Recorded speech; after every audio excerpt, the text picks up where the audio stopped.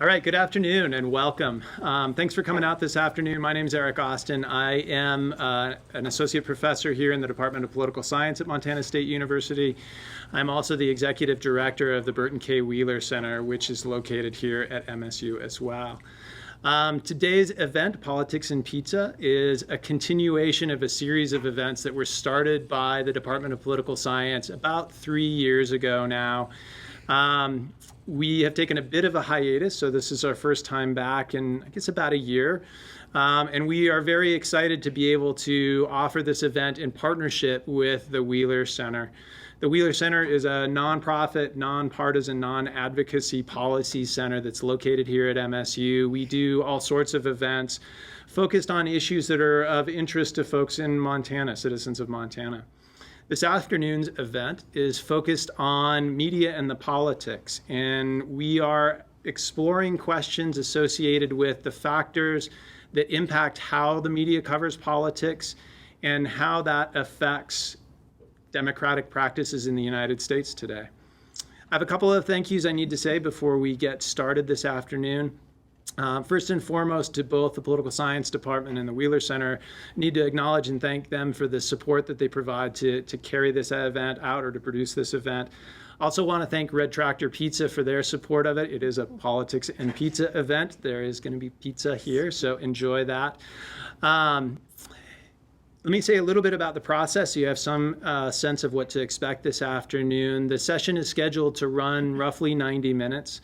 It'll be broken up into 3 subsections or 3 parts for the afternoon. First, roughly 30 minutes or so are going to be a series of prepared comments by our panelists this afternoon. Each of them will have a couple of minutes to talk a little bit about their experience and their work and their questions. I'll introduce them here in a moment. Once they've had an opportunity to make those introductory comments, we'll spend another 20 or 30 minutes or so having a conversation among the 3 or 4 of us, sort of digging in deeper to the questions and the issues that are raised in their prepared comments. And then we'll conclude with an opportunity for those of you who are in the audience this afternoon to ask any questions or to raise any comments that you'd like to interject into the conversation and see if we can get some additional conversation going on. So that's the process that we're going to be using. And so let me introduce our panelists first.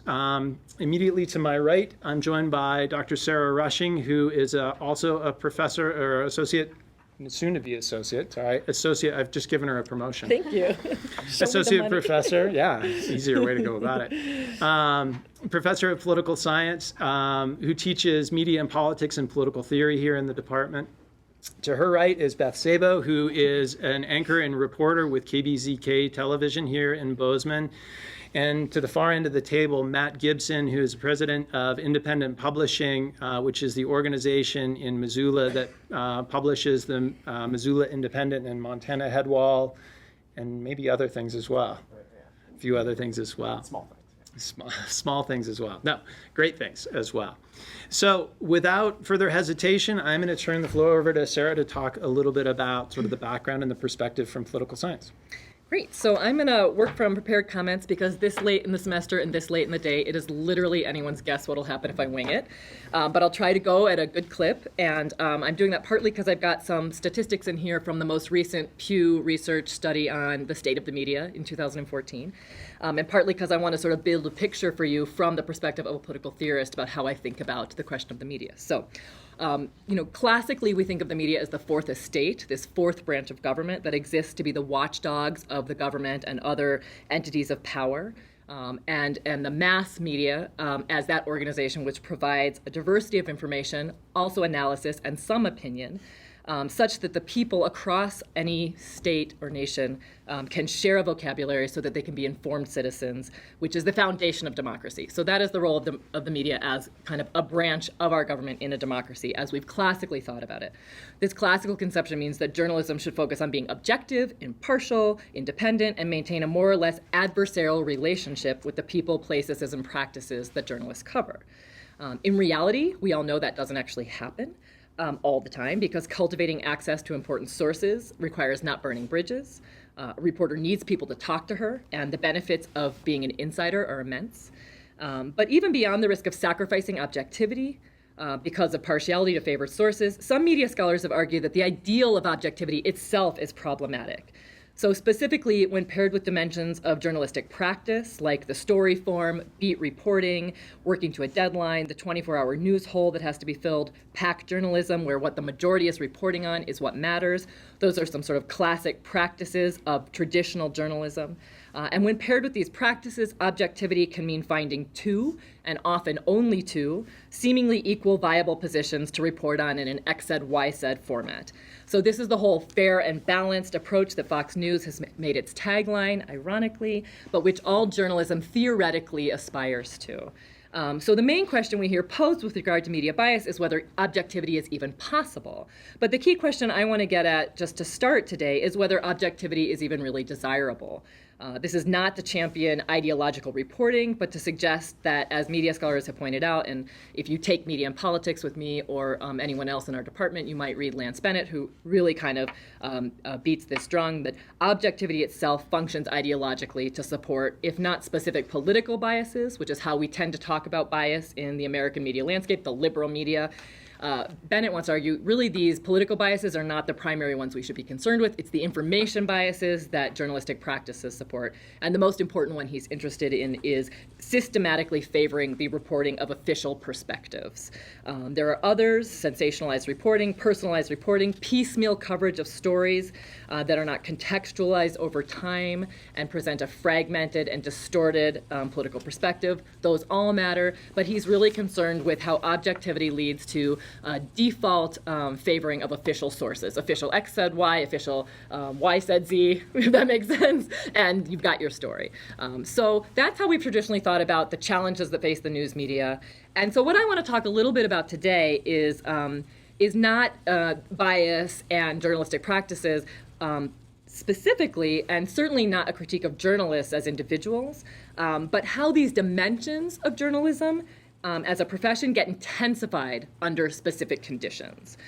So as a political theorist, the question I'm really interested in general is about how the consolidation and concentration of power in American society impacts the role of the citizen. So when power gets consolidated and concentrated in a few hands, how does that impact our role as citizens, which is supposed to be the vital component of democratic practice?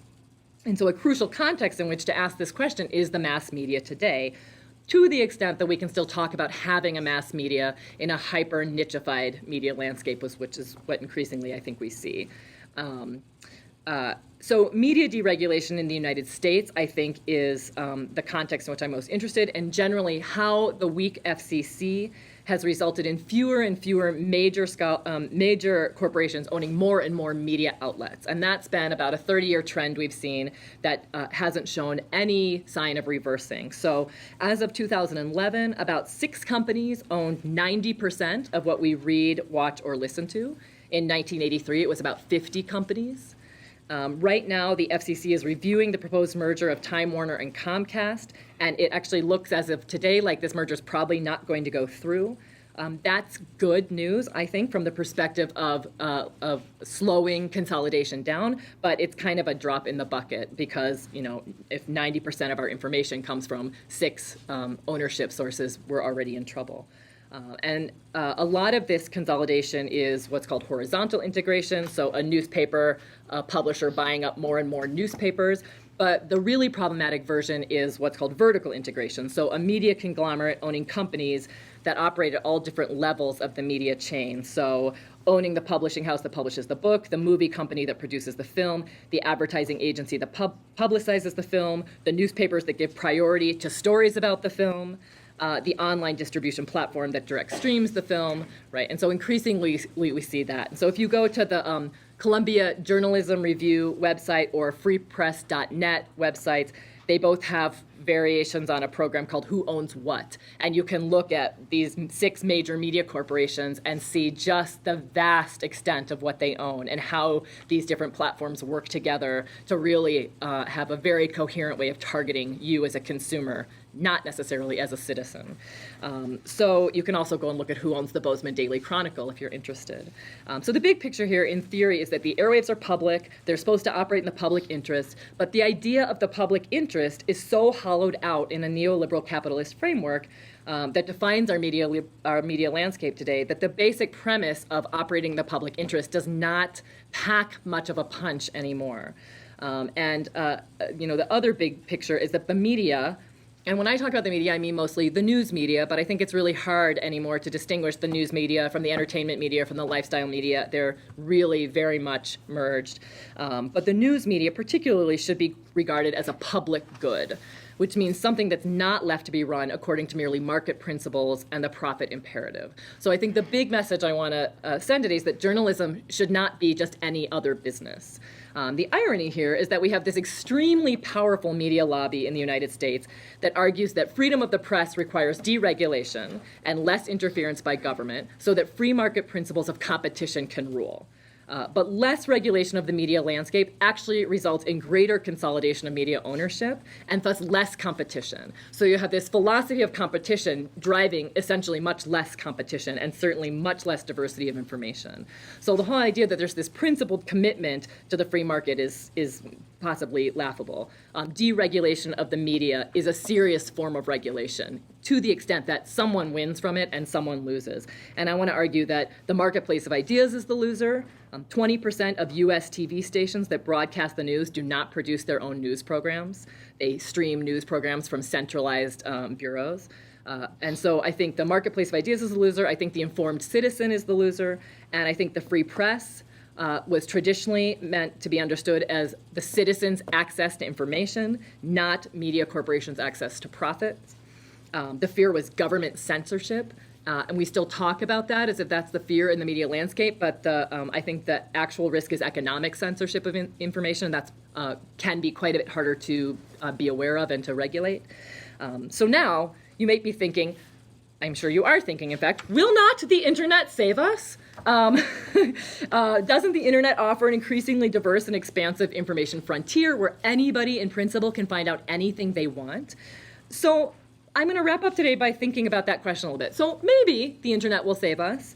The internet, though, is owned by these same companies largely. And as the recent battle over net neutrality shows, these companies are deeply invested in framing the internet as an open frontier of information while controlling it in a way that benefits corporations and not citizens. Net neutrality, the FCC, in a rare moment of citizen defense, has picked up that rule. But for example, if this Comcast-Time Warner merger goes through, they'll only be obligated to net neutrality principles for the next 3 years. So it's not a strong rule.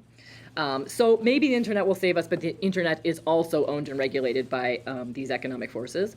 Also, in a totally unregulated information landscape, it can be really challenging to sift through massive amounts of information to determine what's going on.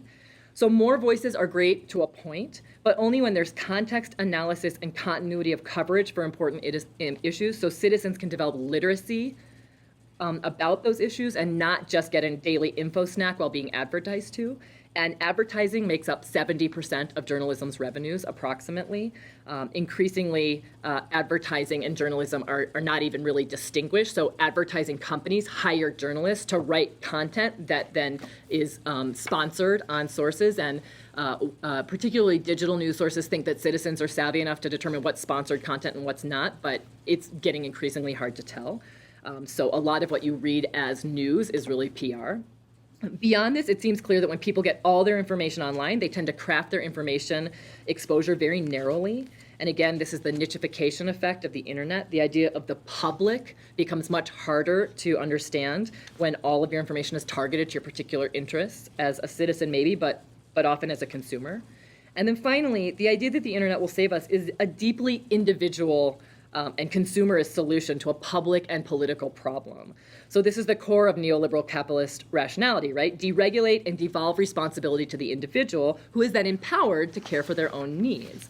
But I think this is really a cop-out. If I gave my students 30 books and told them, read what you want because I'm empowering you to learn on your own, you would think I had completely abdicated my responsibility as a professor. But essentially the idea that this open frontier of information is at your fingertips so you can educate yourself is that same message. message. It's a very individualist and very consumer message of empowerment in a very particular way.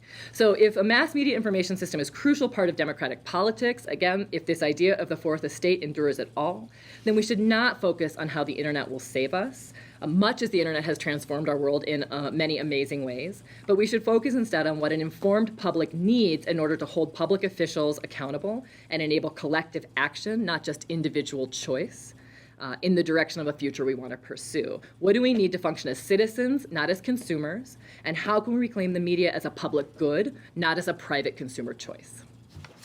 Ha! Go. I have to follow that. All right, I'm going to do a 180 from Sarah. I don't have any prepared comments. I'm going to ad-lib it, as I often do, and forced to do on camera. Usually it's not in front of a live audience, so bear with me here. She kind of gave you a really excellent 30,000-foot view, right? A wide-angle lens of journalism today. Just some background, I've been a local anchor reporter, recently added content manager to my title at KBZK, we're the CBS affiliate. We're owned, she mentioned the Big Six, we're owned by Cordillera Montana, who owns several stations across Montana. Our parent company is Evening Post, so I don't know if they're considered one of the Big Six, but they're a very large conglomerate. However, Cordillera Montana is a family company, and I know you hear that a lot, but it really is a company that is able to be separate and operate without strong influence from Evening Post, which is primarily a print company. Oh, Sarah, you talked about so many things in my head that I wanted to touch on. Just to give you a hyper-local perspective, one of the things, I'm going to start backwards and start with comments about the internet. If anything, my experience has been now doing this for the last 10 years, primarily in Montana, is that the internet makes my job harder in a lot of ways, because what it does is it puts out so much information out there, and anyone can comment, anyone can attribute a source. We now, as journalists, have to dig deeper to verify everything that's out there. It's helped me in a lot of ways. It makes my job easier in other ways. Having direct links to viewers, having the ability to get out on social media and reach thousands of people, because we know that no one actually watches the news anymore on their television set. Everything is done with your smartphone. And so on a local level, it is so much easier to reach your target audience through Facebook, through Twitter. But on the flip side, you've got to dig deeper to verify everything. You can't just assume that what so-and-so said on a tweet, you can't run with it. You've got to verify. Again, at a local level, you can't discount how important quality relationships with your sources are, and Sarah touched on that as well. It's vital for what I do to be able to call the mayor, to call the sheriff, to call the officials and get their official account of a search for a missing girl at Headwaters State Park, or a car crash, or a plane crash. What we have done at KBZK is gone away from this official says this and this official says this. We can tell you that. We don't need to hear it from them. I would rather go and find the family member, the student who is impacted, someone, and tell a real story about how this particular issue is impacting real lives. Because otherwise, why do you care? One thing that I try and do, and we teach our reporters whenever we pitch a story or talk about it, is, why do I care?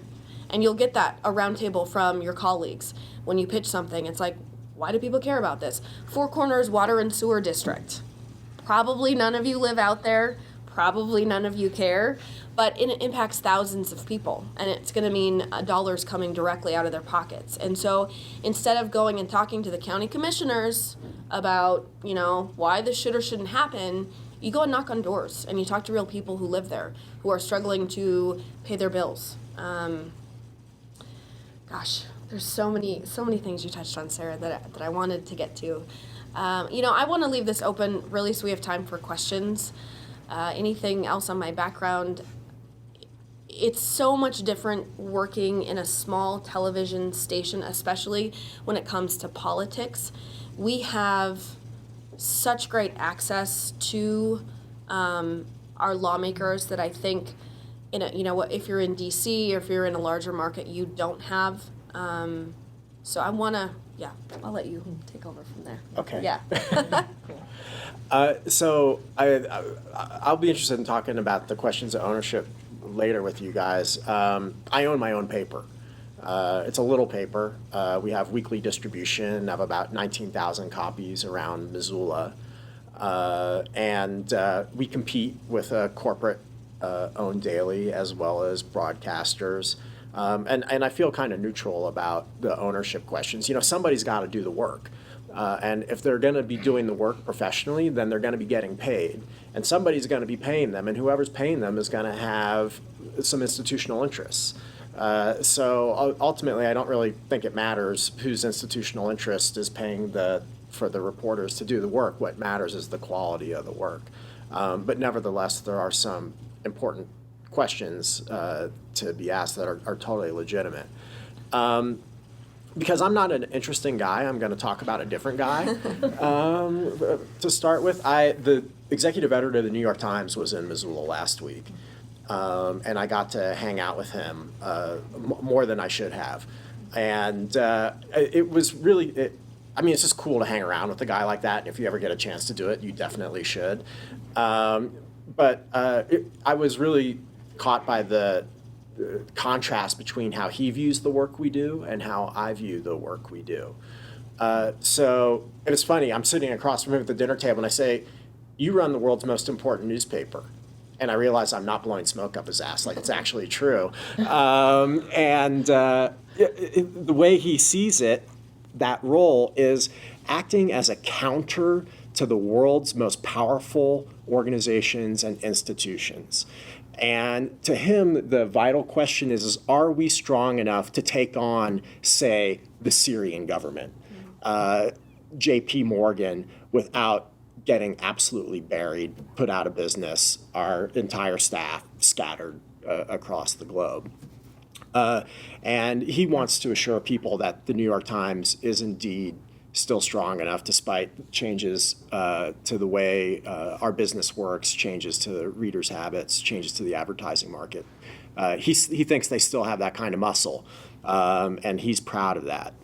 I, on the other hand, have never seen my goal as countering the public institutions or the consequential institutions that we contend with here in Montana on a regular basis, because frankly I find that overwhelming and it discourages me, and I'm not willing to take it on because it's a setup for failure. So the way I think about the work and what I tell my staff is we're in the business, our fundamental task is telling true stories about other people. And we want to capture life in Western Montana in a thick, detailed way that's as compelling to read about as it is to actually live it. That includes our political life and our political moods. And I think, mood is important to me lately. I'm really hung up on the word. And when you talk about political mood, or when I do, you can say political attitude or opinion or whatever. I'm into the word mood right now, and so that's what I'm going to use today. But people want us, readers want us to get the mood right. And when they think we've got the mood wrong, it upsets them, and they think that we're not trustworthy. And that's a big challenge, getting the mood right. And there are several ways we can screw it up. One, we can just be flat out wrong about something, and that happens. We can make a factual error. We do that from time to time. Everybody does. Remember, we don't actually know what we're talking about, right? We don't know until we ask somebody, and then we report what they told us, and that's how we figure out what's going on in the world. Sometimes we're able to directly observe, and I'll get to that in a second. But so we can screw up a factual detail. We can omit significant information that would lead people to certain conclusions. Sarah mentioned, we call it confirmation bias or information bias. In my shop, by the way, it's on environmental issues, and it's if I could ever get a reporter to ask a hard question of an environmentalist, I would feel like my life as a publisher was totally justified. I'd actually taught somebody something. People are inclined to believe folks they like or folks they want to be liked by. And this is human nature. It's not corruption. It's just it's laziness in a professional to give in to that. But it certainly happens. And then we can just outright spin things in ways that are unjustifiable. And I used to think that was okay.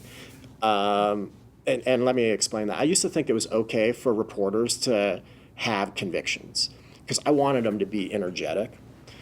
And that was a long time ago, and I was a lot younger, and I'm smarter now. And I no longer really like my reporters to have convictions, or if I do, I would prefer that they left them at home and that they show up at work really curious about other people, even people that they don't like or that they disagree with. One of my favorite reporters no longer works for me. She used to work at the Chronicle here too. Her name's Jessica Mehrer. So Jessica is a lesbian, and covered homosexual issues for us, and occasionally talked to homophobes and raging homophobes who were pursuing policy interests that were vile to her, at least. She liked them. She would come back to the office and she'd say, it's a little weird, but I get talking to these people and I find myself enjoying it.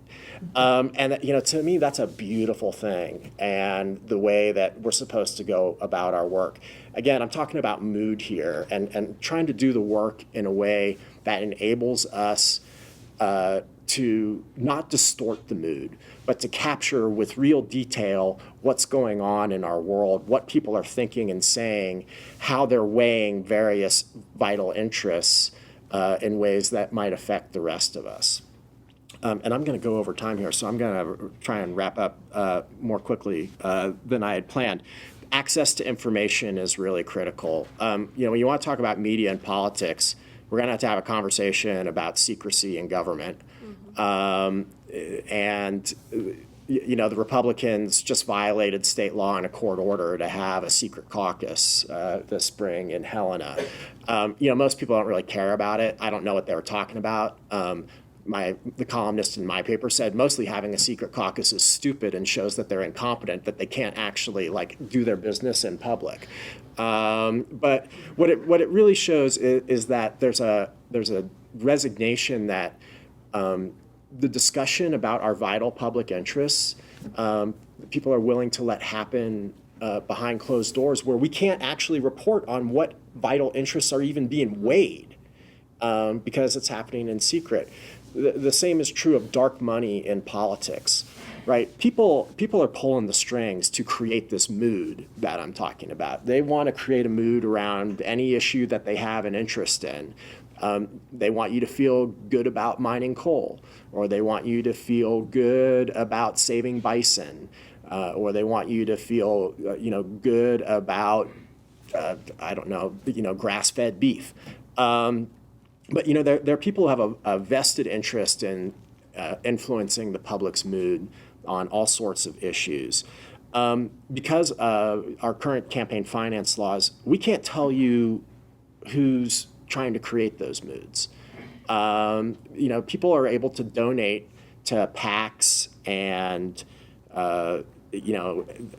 various political entities or nonprofits now that operate essentially like PACs to influence the public, but we can't tell you who's buying the information or who's buying the attitude for us.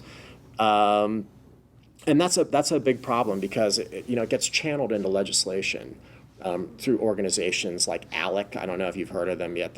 What American Legislative Exchange is that? Am I getting that acronym right? But when we can't figure out who's paying for that, or who's initiating that, who's talking about that, then again we're not able to inform you about whose interests are being weighed against whose other interests in a way that matters to you. So that's, I think, an important discussion to have. Ultimately, we are in an era of dwindling resources, and we have to pick our fights a little more carefully. But I think we can still have an impact if we do good work. We only have to do great work once in a while for people to get the ideas like, wow, we need to pay attention and not get the Missoula Independent on our case, or the New York Times on our case, or Cordilleras Montana News outfit on our case. Because if they get wind of what we're up to and start talking about it to the general public, it's really going to go badly for us. And I think there are some examples of that from my work, but you can imagine what it's like when a politician gets caught fibbing, when an institution gets caught cutting corners or polluting. We only have to do really superior work once in a while to have a chilling effect in a positive way on all kinds of bad behavior. So I think we can still do that, but there's no question that we can't do it as well as when there were a lot more people doing this kind of work and getting paid a lot better. And lastly, just say, who are the people most likely to abuse the public interest in the information age? I would say your local hospitals, who are the biggest economic entities in your communities. They tend to act sort of imperial. They're really controlling, and people are afraid of them for good reason. That they're the kind of people who are big enough that they can ruin a business, if they wanted to, or ruin a political career if they wanted to, if they felt the need. Criminal justice, there are some problems there. They're very secretive. Our laws in Montana are not that great about criminal justice information. People tolerate the police being secretive because they like them to catch bad guys. But there's, just recently, national events have kind of shown police are also capable of the most egregious violations of civil rights. They can incarcerate people. Sometimes we don't know why they've incarcerated people. They can use deadly force. They don't always do that appropriately. Criminal justice is an arena of our lives where access to information is really vital, and we don't always have it. And finally, I would just point out, your local school boards are places where rotten things can happen, not because they're grossly corrupt, but because it's the amateur hour. And people are poorly informed about what the rules are.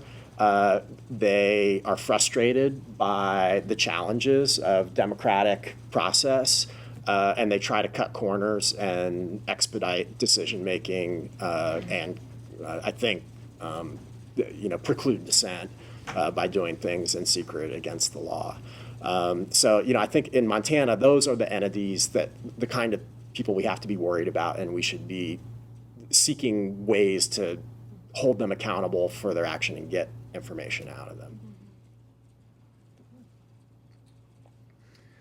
So do you have follow-up questions for one another, or topics that you want to pursue further?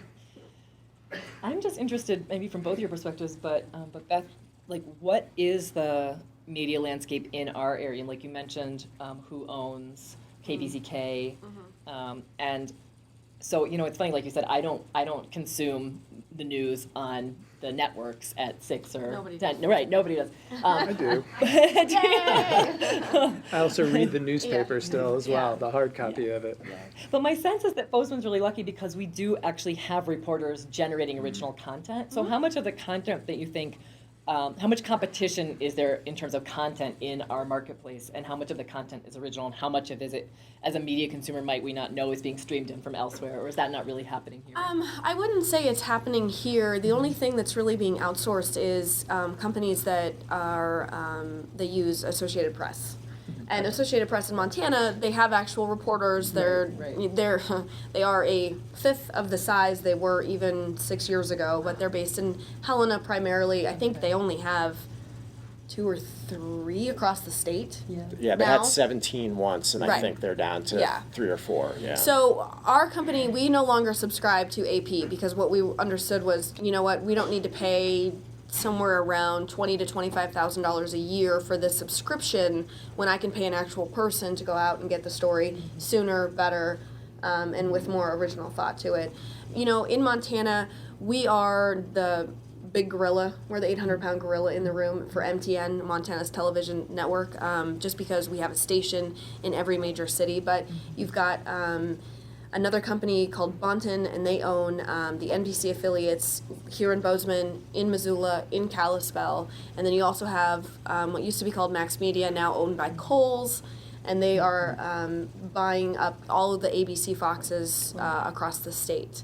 So, but I would say that it's funny, Montana it's traditionally a place where you graduate J school and you come to Montana because we're a tiny market, and you do your 2 years and then you move up the ladder. You know, you go to Spokane, Denver, and from there you just market hop.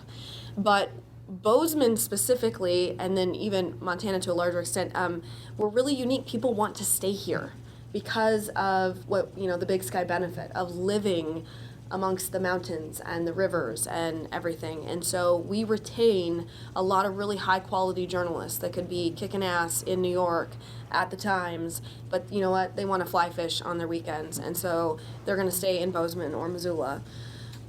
So I think we're really lucky, and all I can say is from our station, everything we do is original because we don't subscribe to any outside sources. We're a CNN affiliate. We rarely use any of their content just because we are a hyper-local station that we're going to tell you what's happening in Bozeman and Montana, and we're not really going to focus on national news as a priority. So there's an idea that, Matt, you mentioned that I want to follow up on a little bit. And, you know, I love the notion of, you know, sort of remember, we don't know what we're talking about until we have a chance to pursue that and to inquire a little bit.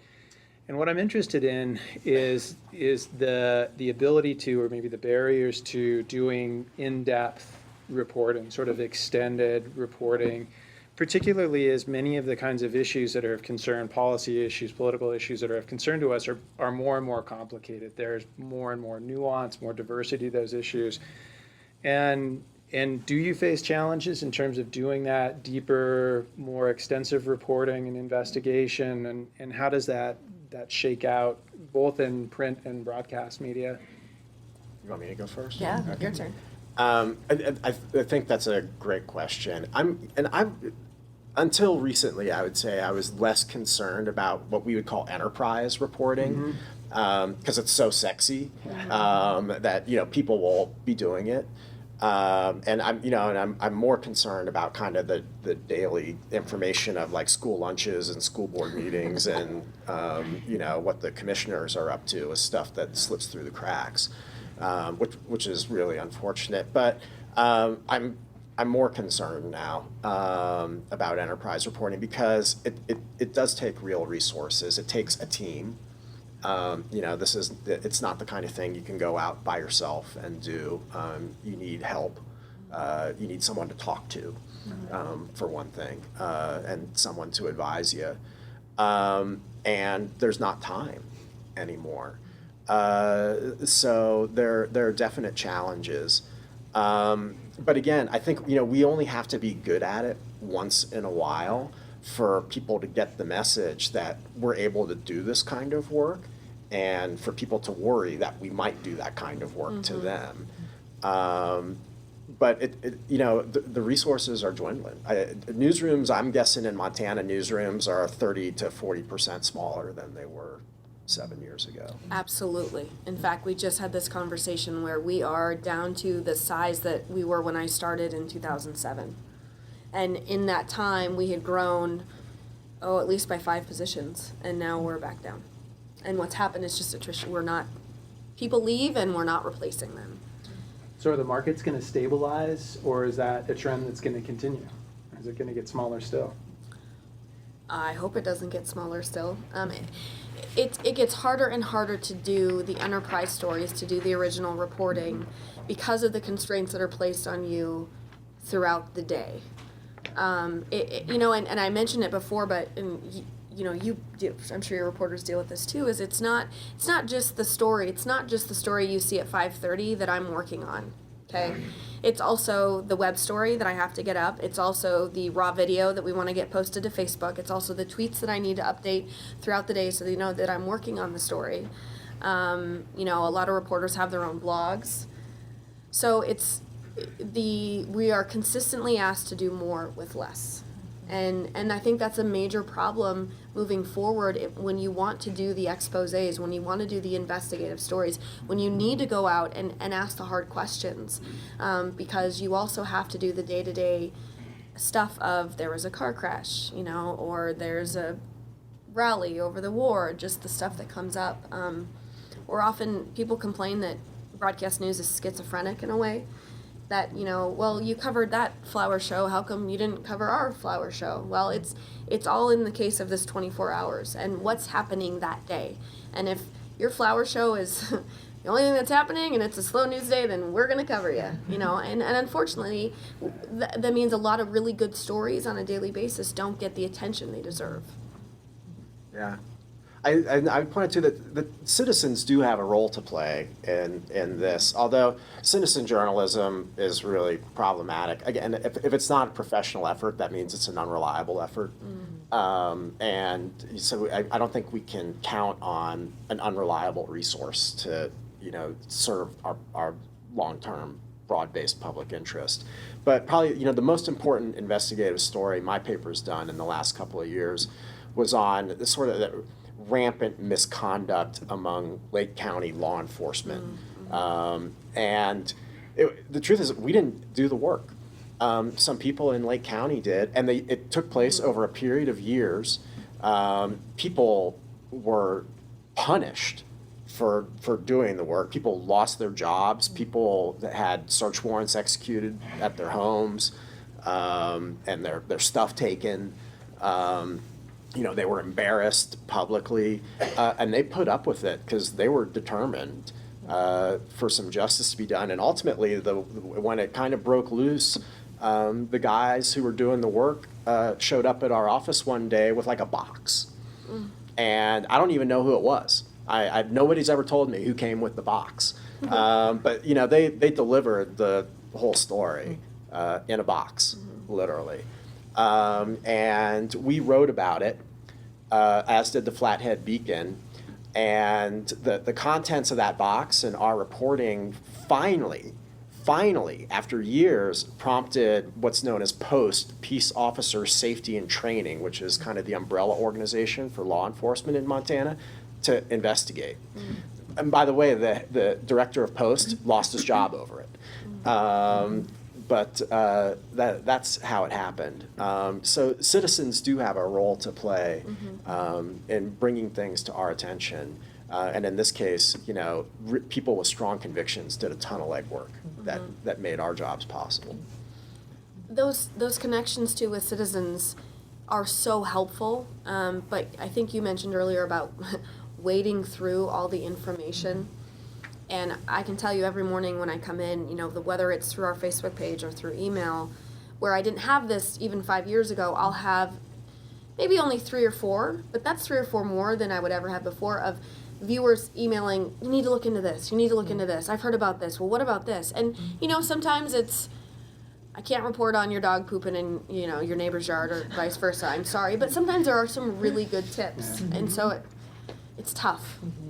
Because it creates more work for us to sort of sift through, but you do glean those diamonds out there and hop on them. So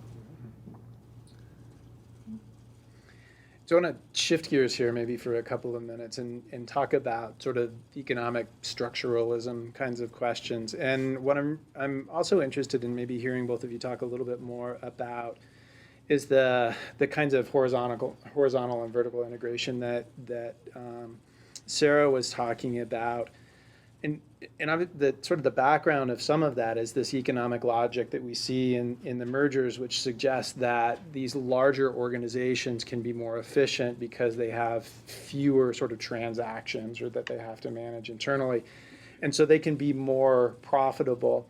And the downside of that often is greater and greater centralization, that things come from a central office. And it sounds like, at least in your case, Beth, that's, even though the structure is there, that central influence isn't there necessarily. But I guess what I'd love to hear both of you talk a little bit more about is if you have any sense of what the horizon looks like in terms of further consolidation in both print and in broadcast media. Matt, you were talking about the New York Times feeling like it's safe and secure. That seems like an anomalous story. And, same thing, I think, in terms of KBCK, that, having that independence, having that discretion seems like kind of a unique story. And I'm wondering if you're seeing that change in either of your organizations or in the environment here, and how that might look out into the future, if it's going to get more dire or if there's some opportunity to do more creative work, more extensive work, how that shakes out.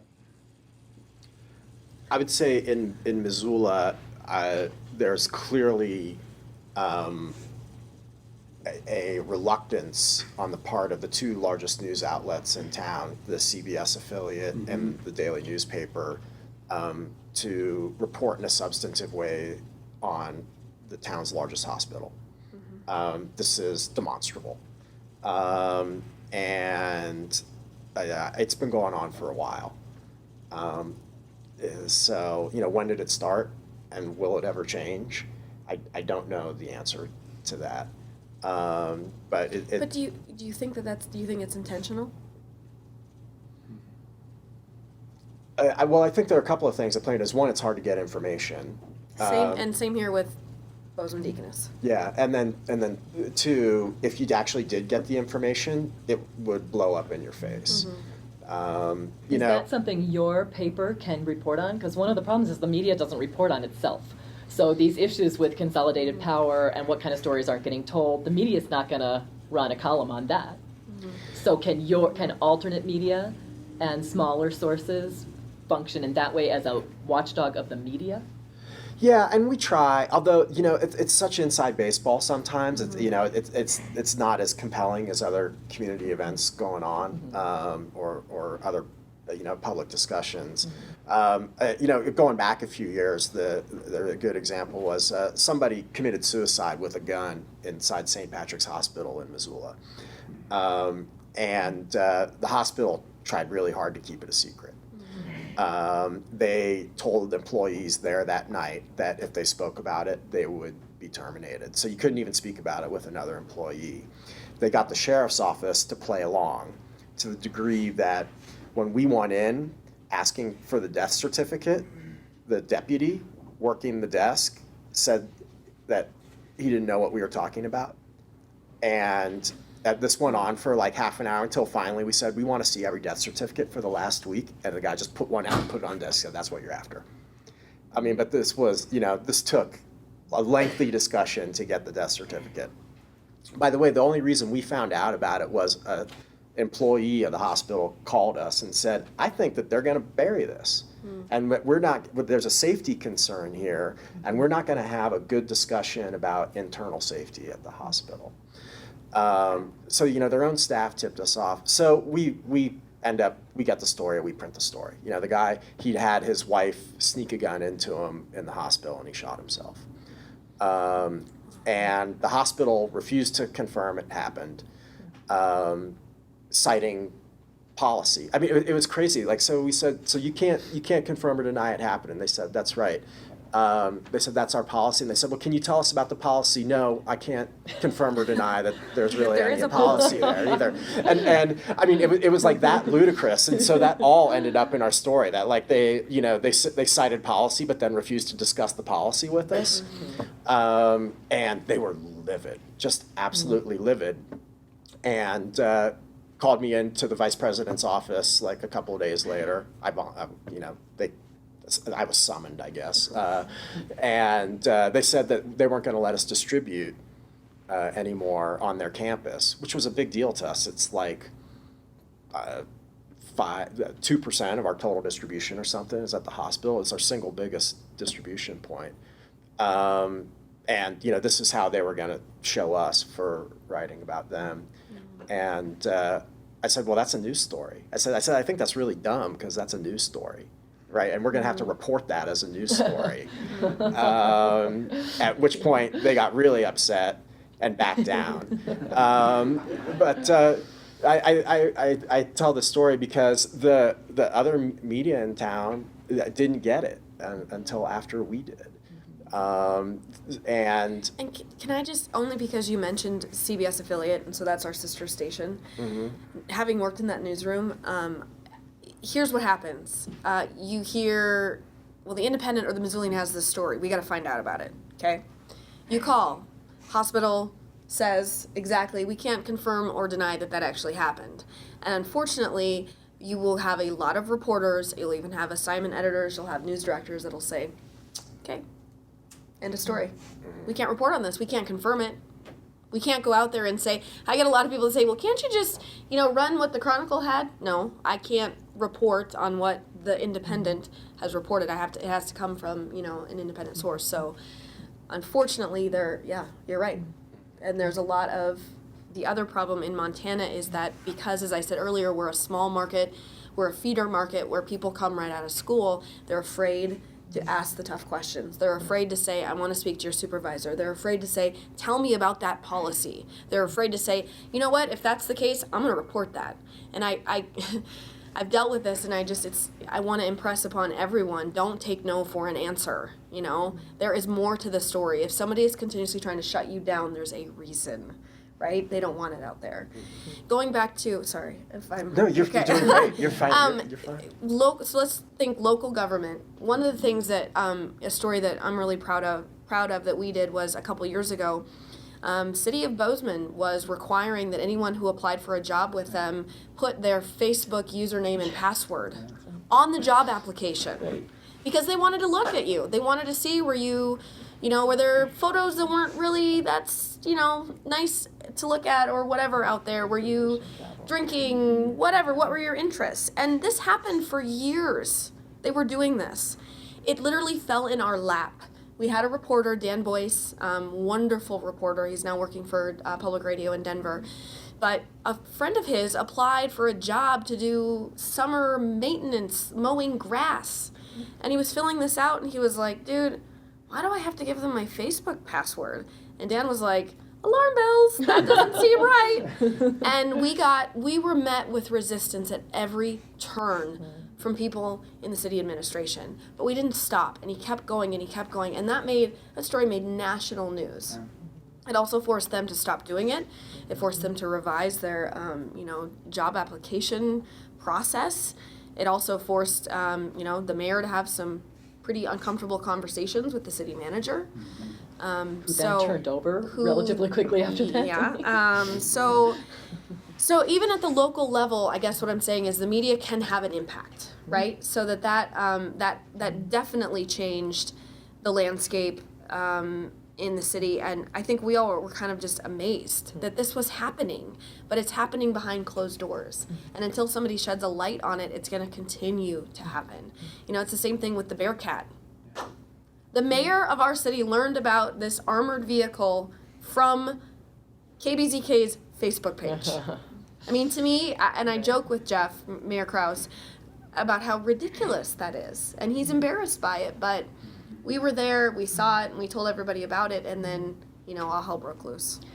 So do you guys, can I ask a question? Yeah, Do you guys, please. because I'm just asking this as a citizen of Bozeman, do you feel that in Bozeman or Missoula we have access to the information we need to be informed citizens? Because that's, I think, my driving concern.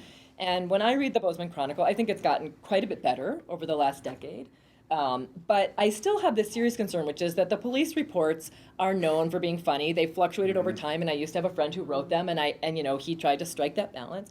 But I always read it, and I think I come away from this not feeling like I have a good grasp on what is the crime reality in Bozeman. And so from my perspective as a citizen, I feel like that's a disservice, right? That it may distort my perception of either how safe or how at risk we are. I mean, I feel terribly at risk of someone publicly urinating on me on a Friday night, but that's because of what the Bozeman Daily Chronicle covers and the police reports. But I don't feel like, so I wonder, in general, do you think people have the information they need to be informed, active citizens? Is it pretty good here? I mean, As long as they don't ever go to the hospital. yeah, I think we could always argue that there's never enough information. In terms of the Pulse on Crime, one thing the Chronicle can do is they have a reporter who their beat is crime and courts. That's what she does. So when she comes in, she's got to find a crime or court story. So they will always have that. We don't have that kind of staffing anymore at KBZK, so while it's something I do and another reporter does, it's one of 4 beats that we're trying to cover. So whether or not we cover every felony case in Gallatin County it again depends on the day. It really does. So it's probably not a good gauge. We could be really cram heavy one day if nothing else is happening, or we could miss out on, a sexual assault case if there's other things happening. Yeah, you don't know what you don't know. Yeah. And But it's the newspaper's job and the TV's job to tell you. yeah, and we do our best. Yeah. But it's frustrating. In election season, I personally interview every candidate for local office who's willing to meet with me during election season, because we do endorsements at my paper, and we take it seriously. And not all candidates take us up on that. Some don't feel it's important to earn our endorsement. But it's a big project. We don't like it because most of them bore us, but we do it anyway. But even after going through that whole exercise, I can't believe there's a better informed voter than me and my staff after we've done that. Yeah. And we feel totally uninformed. Yeah. So, we don't really know a lot about those people. We know how they answered the questions that we asked them. Well, and I think unfortunately people that maybe consume broadcast and still read the paper are in the minority. So I think, if we would all be so lucky to have people reading and watching every day, that would be terrific.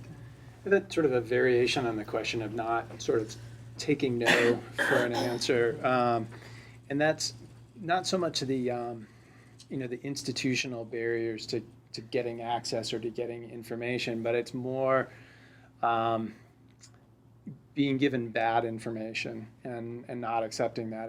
And what I have in mind, and Manon Ornstein wrote an op-ed in the Washington Post a couple of years ago about this, sort of looking at the two parties and saying, look, both parties tend to lie. The Republicans tend to lie more, but partly in this sort of, X said one thing, Y said the other thing, those two positions get reported as if that's the reality of it.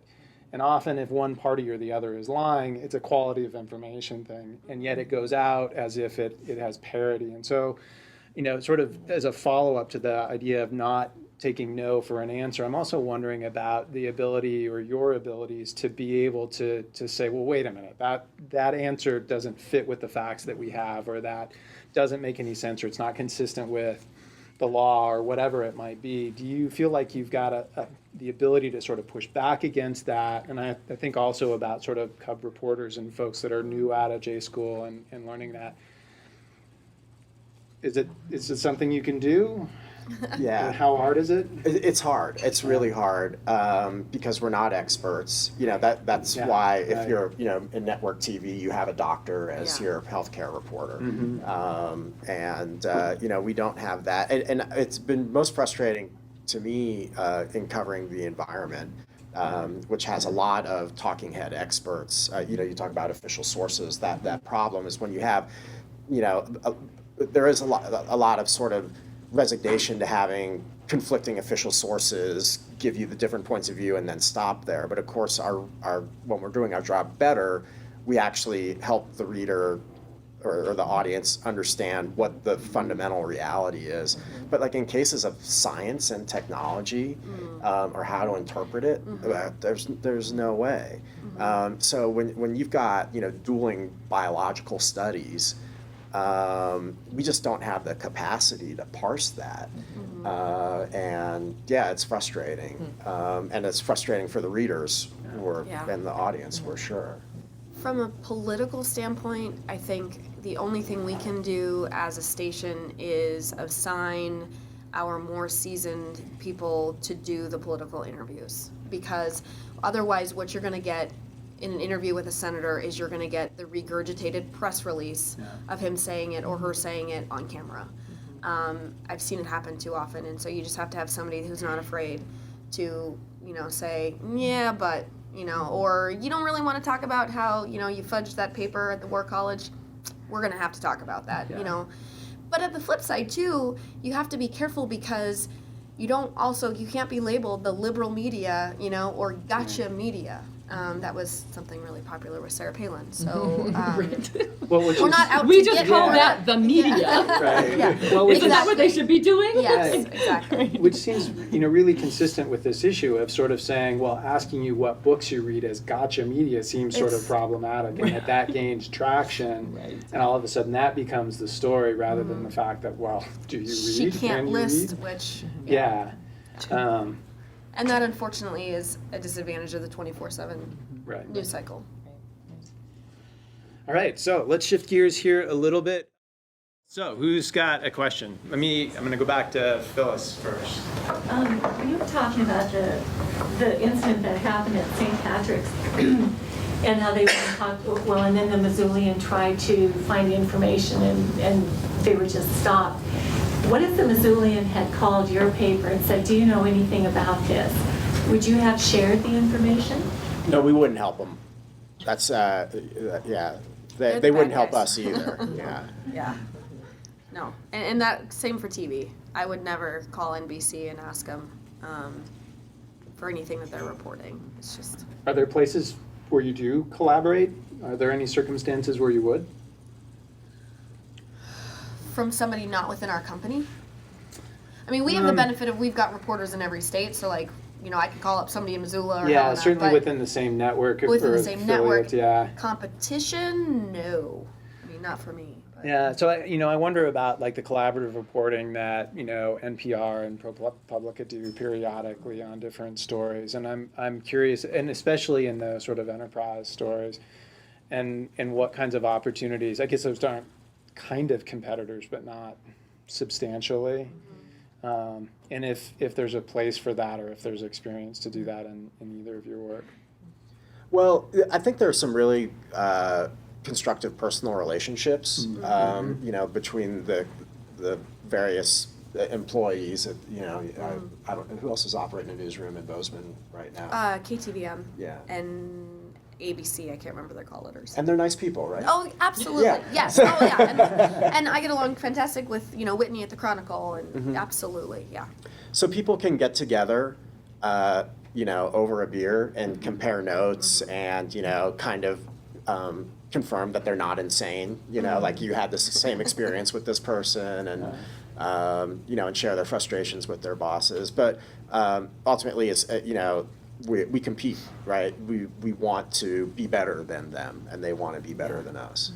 Yeah, some of my best friends are colleagues from other stations or who, and some of them have since left the business, but it'll be funny, we'll be out to dinner and it's like, if you get a phone call or a text, and you kind of look around like, did you get that? Okay. Nothing, never mind, don't worry about it, it was work. We'll just leave it at that, but we're not going to share. Gotcha. There's one more waving back, Frankie. Thanks, Eric. So this is a long time ago. I was a journalism major, and I was disenchanted by the degree to which it was market-driven. And so it's kind of a variation on Sarah's comments on concentration. You have to have readers, you have to have viewers, and you have to have sponsors and advertisers. So I know there's often an editorial meeting once a day. What are we going to cover? My question, two-part, is how much of your reporting is based on covering those top stories of the day because everybody else is? And secondly, how do you distinguish yourselves in reporting those stories? Can I jump in here? That sounds. So that's a great question, Frankie, and that's something that we've actually, just in the last couple of years, have really decided to move away from, that we need to position ourselves as the station that's going to give you original content. So the top stories of the day, we've got to go cover the press conference at the hospital, there's a court hearing at 1:30, and there's probably going to be a car crash somewhere, okay? So those are the top stories. We're going to cover those. 5 years ago, those would make up the bulk of our A block, our top few minutes. That would be where all of our resources were diverted. Now what we're trying to do is, we're going to get those, NBC's going to get those, ABC's going to get those. We'll have those, but we're going to give you something else that you're not going to get. We're going to have a sit down with Senator Tester. That's not a great example because he goes around, but or we're going to have a feature story on a local beekeeper or something. So it has changed in our newsroom, and I think this is the opposite of what you were saying earlier, maybe, is where you're more concerned now with the day-to-day stuff that everyone else is going to have.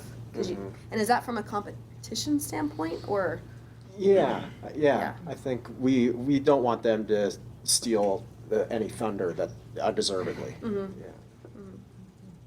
So, and I think for us too, it's actually been since Scott Pelley has taken over helm at CBS News. And also, we want to do more of the 60 Minutes original reporting. Because viewers, with Facebook, with Twitter, and with our website, you're going to get all of the main stories that you're going to read in the paper and see on the other stations. So we need to come up with a way to keep our viewership, to give you stories you're not going to find anywhere else.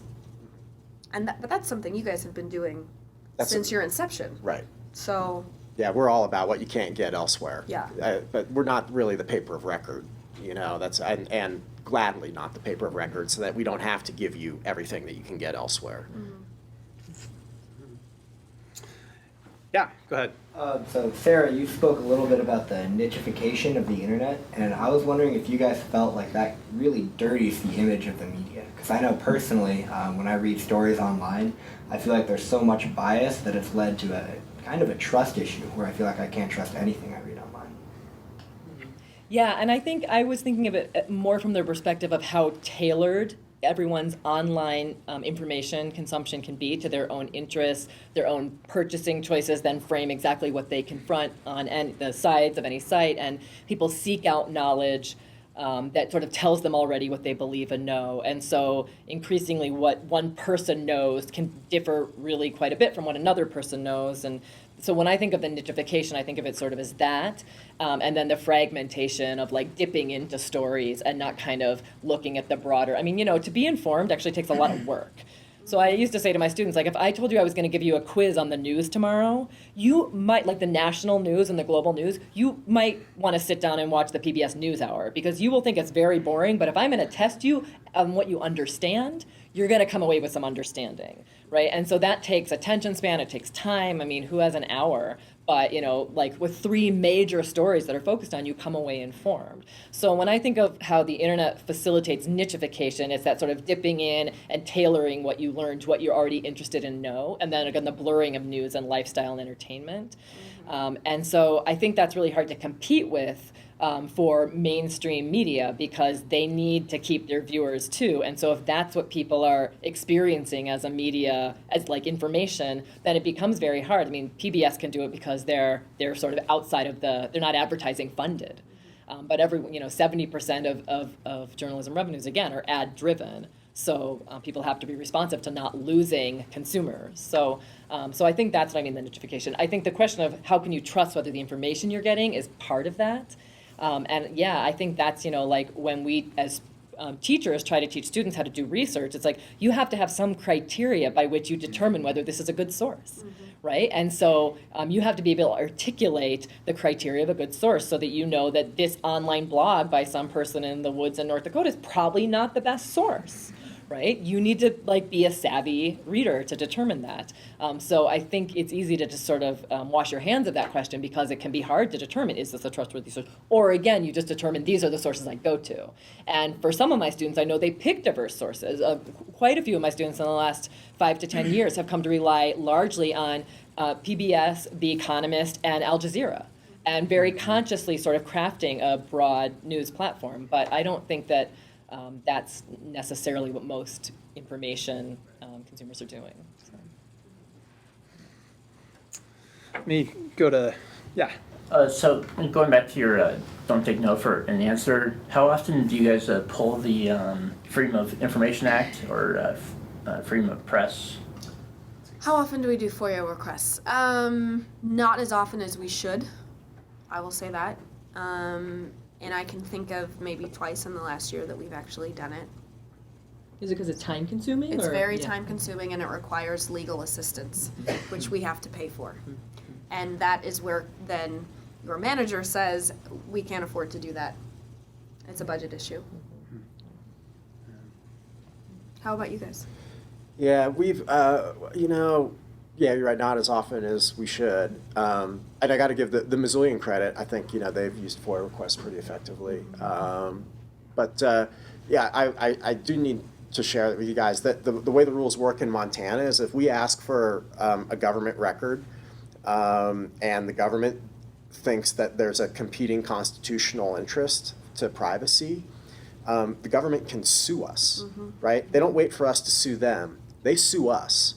And this has happened to my paper 4 times. Is that a unique state law? Or is that? Well, there's a guy in Montana, I forget his name, he's the head of the County Attorneys Association, and he's pioneered this technique, and over the years it's adopted, it's become standardized, right? It's the recommended technique now. So usually this happens in personnel cases.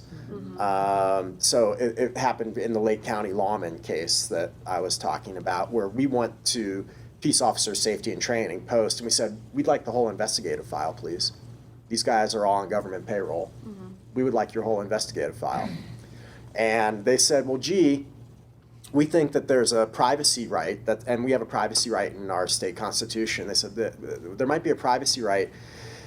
We're going to have to go to district court to get this resolved. And we said, okay, let us be the petitioner, and because that way we can recover our fees more easily. The way state law is written, and they raced to the courthouse. As soon as we made that request, they raced to the courthouse so that they could be the petitioner. And of course, we got all the records, but it took over a year. And then the judge stuck us with our legal fees. So it's even harder for the small guys Impossible. to do that. Yeah. And this is standard practice for government entities in the state of Montana now, is to sue citizens seeking to exercise their constitutional right to know. Wow, I'm flummoxed. I know, I'm like, that is bad Completely news. In case stunned. anyone didn't get that, that's really bad. But maybe you can change it. So on that note, yeah, Pledger. Okay, so I was kind of confused by your point that you made about how you prefer to have journalists without convictions, because like having an unbiased report is like definitely important for when you're putting that out into the public sphere, but having a lesbian reporter who's covering LGBT issues would like bring that issue into like the public dialogue and then could help change people's views in the community, which Bozeman just passed an NDO last year. So I think that that's something to me, having convictions is important. So I guess I'd like to know, kind of like to clarify on that, and then what you think the goal of journalism is and how you as a publisher go on to like fulfill that, and how journalists should act on that.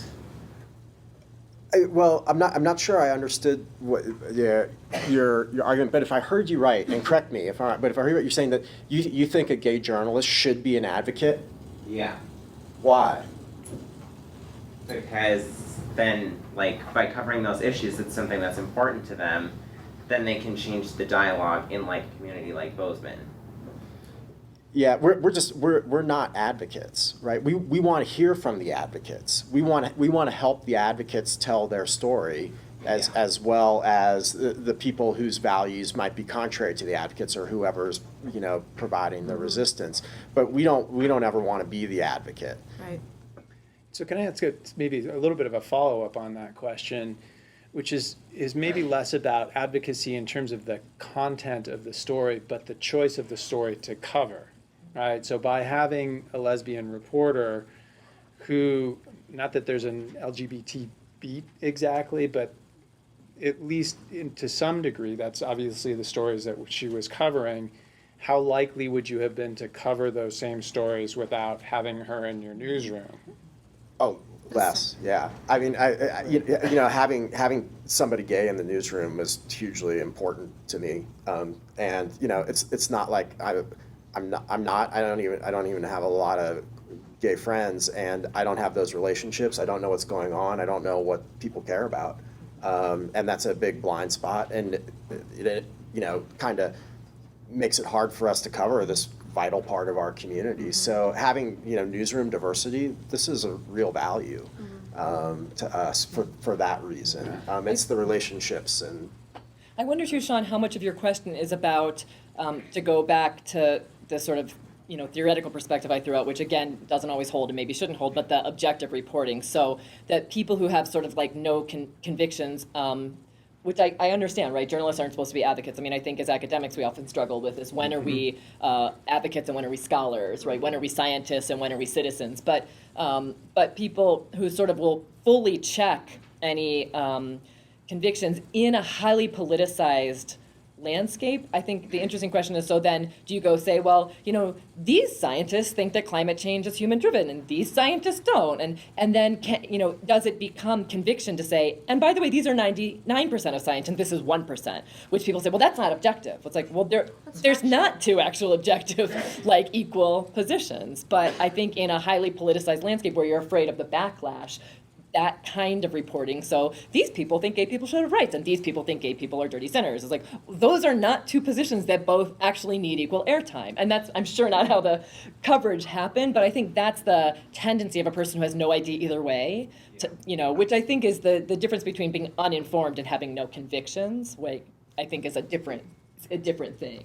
Yeah, and when my staff is doing their jobs poorly, is when they're not seeking out all the relevant information to make the story as interesting as possible. And the other thing is that they vilify people they disagree with one way or another, either by ignoring them or finding a way to characterize their stance in pejorative terms. And that we don't win when we describe the world that way. We win when the world is complicated, when people have complicated motives. Even within ourselves, we have complicated and contrary motives, and act one way one second and feel totally differently the next. And so it's important when we send our staff into the world that they can look every person in the eye and see a human being there and not just some villain who is opposed to their issue. But so in controversial stories, is every perspective worth covering? I mean, when the neo-Nazis come do their mail drop in Bozeman again in a few years, which they do periodically, does a good journalist go to the human rights group and then to the neo-Nazis and cover both of the perspectives, or is that? I would certainly not do a story on neo-Nazis without hearing from an organization like the Human Rights Network. Yeah, because otherwise all you're doing is, spreading this one side of the issue. But does the neo-Nazi perspective merit sort of the X of the Y in the objective reporting, or are there ever perspectives where you're like, I'm not sure that perspective needs to see the light of day? Oh, yes. Yeah, I think there are certainly those cases. I think the neo-Nazi example is, when a large neighborhood or a large section of Bozeman are getting these flyers on their doors, and we're hearing from people saying, why am I seeing this? Why is my 8-year-old seeing this? Then absolutely, it's a story worth telling. When you've got some creeper on a blog in his basement who won't stop emailing you, all the things that he really wants to talk about, that doesn't really need to see the light of day, and we're going to let that one lie. Yeah. So. Yeah, I think we're sensitive to that. Certainly, you don't want to ignore the presence of these people in the community because that's a disservice too. So. You have to be, I think, clever and judicious in the way you look at them, and I think there are ways to do that. When we write about those people, we're normally trying to look at their lives from a few different perspectives. So, what's their family life like? What do they eat for dinner? And add a little detail beyond the extreme BS that whatever their political position is to. And try and see how they fit in their community or don't, and how dangerous they really are. I mean, I think you need a level of detail to start making those determinations, and we still don't know. Yeah, up front here. Further follow-up to this question, I'm just kind of curious of what he's getting at is the importance of having a diversity of people and viewpoints in your building, because as you said, you wanted to have a gay person in your building working on material, but you said you didn't want to be an advocate. But I would expect you would want some type of diversity, because I'm assuming you wouldn't want just a building full of 40-year-old white guys, because that would cause, it would take away from like what material you would come out with and the quality of it and how many viewpoints would be getting at.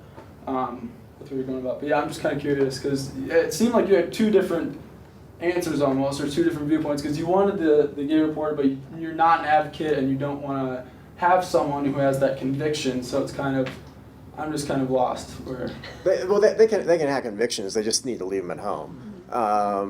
So I want to capture the whole life of the community in the paper and the most interesting parts of it, so to make it interesting to read about. And if we were all 40-year-old white guys, there'd be a lot more stories about football and hunting, and taxes or something. Just imagine like all those boring subjects like that you really don't care about. But are important. Yeah. So read the paper and watch the news. So I want the diversity. We need the diversity because we want to reach everybody. With stories that are important to them, and we want to be able to draw those really terrific stories, out of the woodwork. And we need different people with different kinds of relationships and different interests in the newsroom to be able to do that. I think it's important to distinguish, being an advocate versus your role as a journalist. So our role is not to advocate for any group. It's not to make sure that you know about the LGBT dance that's coming up. It's to, how do I want to get this across? It's not our job to be an advocate. So our job is to present both sides and let you decide for yourself your opinions on it. But I think what he was getting at is it would be a disservice if Jessica would, hey, she's bringing in all these great story ideas about this community. However, she can't ignore the homophobes who also live here. And she is an excellent journalist who would then go out and speak with them as well. Does that make sense?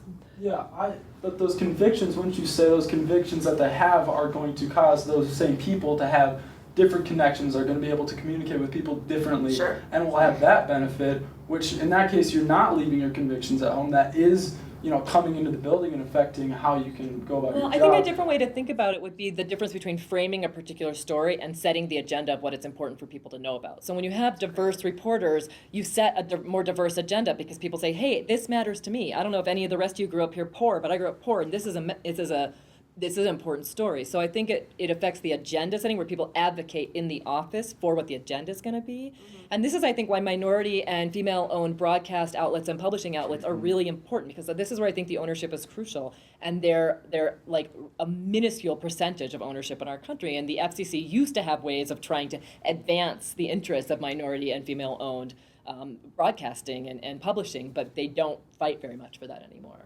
Yeah, and I wasn't saying I promote advocating your own cause, but I think there's a benefit to having that conviction, somewhat overlap. I'm not saying that I was saying that I thought you actually would want the, one homosexual person to go cover every story on how homosexuals are treated in the community, or the one minority ethnic in the building working on how there's racial inequality or anything like that. But I do think that you want to benefit from their abilities and how their different viewpoints and their diversity would promote the abilities of the paper.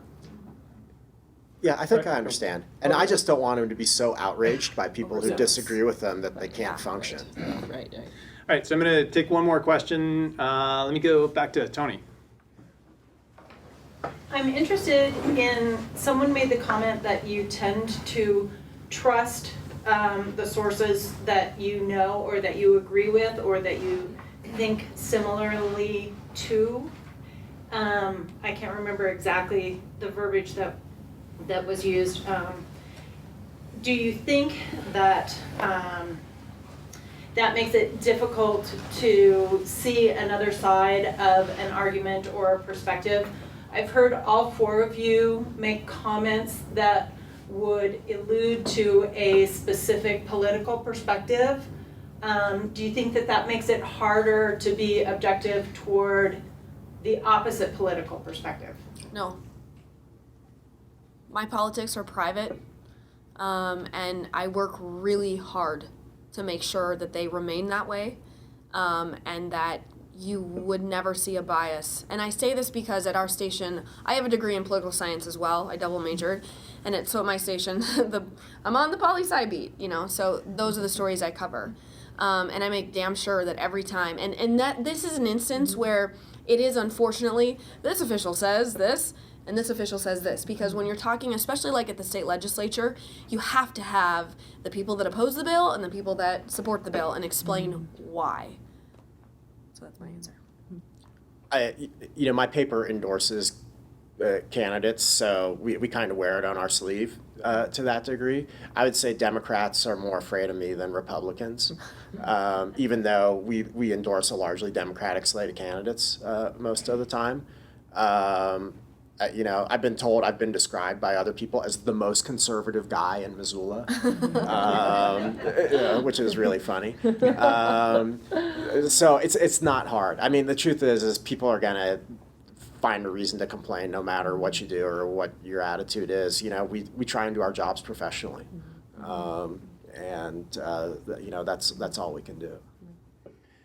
So I know many of the rest of you have questions. I'm sorry we don't have time to get to all of those. I'm very appreciative of the energy and the excitement around the topic. I want to leave us with one last question. And for each of you, that is, what are you most excited about in media and politics looking out into the future? What are you happy or enthusiastic and looking forward to?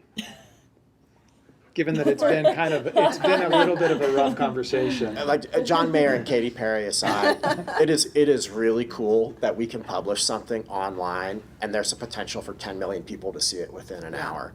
And we haven't quite that. We had another big story that was a lot more interesting about Native Americans going to a Washington Redskins game, written by a Missoula guy he wrote it for us, and it blew up huge. And it was powerful. Just to know that audience is out there is incredibly exciting. I know my staff is energized by it every time they write. Same here, the interactive element, the online element, the social media element, going forward, it's just moving at such a fast rate that it's exhilarating to watch, to see your story get shared and disseminated across such a broader audience. Politics specifically, cannot wait to cover the 2016 election. I think it's just going to be interesting. It's going to be incredible. I love politics. I'm a geek about them. I love covering elections, and to have a presidential race coming up is going to be exciting. So I'm excited for that.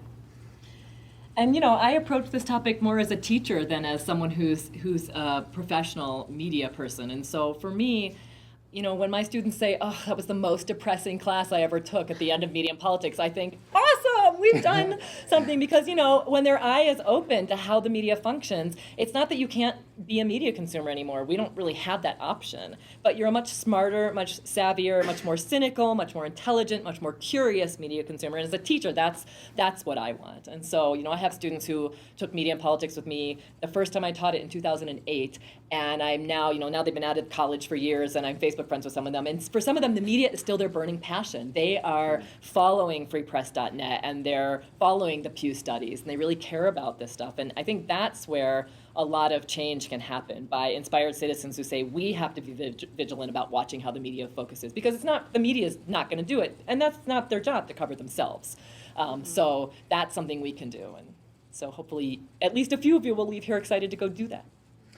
Well, and that is really a sort of a perfect note on it to end on. That's the kind of thing that we hope to accomplish with not only this afternoon's topic, but future ones as well. So thank you again for coming out this afternoon.